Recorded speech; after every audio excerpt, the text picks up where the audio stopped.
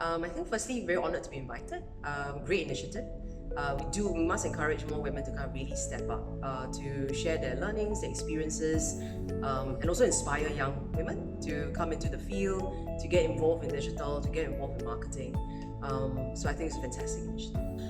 Peter Drucker famously said that the two things a company must do to succeed and be sustainable is to be innovative and to do great marketing. I think marketing increasingly today is quite siloed. So I think in my session, what I spoke about was for marketing to drive business, to drive growth, it needs to actually be highly integrated. And I kind of gave 5 tips to kind of make sure people kind of kept it front and center. The first is always have compelling propositions, because that's what draws people to your business, to your brand, to your company. The second is once you kind of hit on this compelling proposition, so make sure you go to market in an omni-channel way. Right? Because that allows you to be, at the right place, at the right time, for the right people.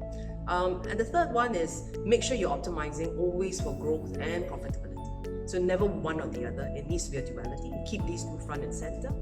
And the fourth point was that you have to be differentiated. So if I go back to Peter Drucker, it talks about innovation, right? Be innovative. I think that's, again, very critical as a hallmark of great marketing. And last but not least, today in digital marketing especially, it's very easy to get caught up in metrics. One of the things I learned a long time ago is to always make sure you're measuring success for business and brand impact, and not just for vanity metrics. So I'll say that's a kind of top line summary of the session I kind of shared today. So maybe I'll start with the answer a little bit differently, but I'll tell you where it won't change. So marketing's job is to win and retain the best customers for a business or a brand.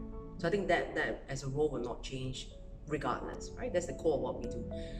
Where it will change in the next 5 to 10 years is the ways of doing that will become even more fragmented. It will become probably a lot more challenging, right? Because today brands compete with everything. I always say they compete with what they see now next to them on the shelf, in the shops, in the mall, in an e-commerce site, right? But increasingly, competition will come from actually a lot of the things that you will see today. So that job of winning and retaining your best customers will genuinely become more challenging in the next 5 to 10 years.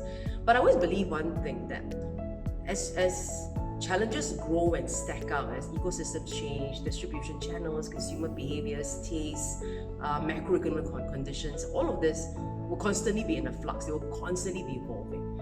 So I've always said, even in moments like this, always go back to key principles.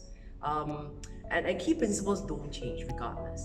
Because like I said, if the core doesn't change, which is marketing's job, to win and retain the best customers for your business and your brand, that doesn't change. It means key principles that will evolve to enable this doesn't change as well. So all the more when things out of your control, like I said, macroeconomic conditions and competitors that come out of the woodwork and all of that change at a very fast pace, the way you kind of stay sane and focus, right, and keeping that core going is to remember all the key ways, key principles of driving growth, driving business, and driving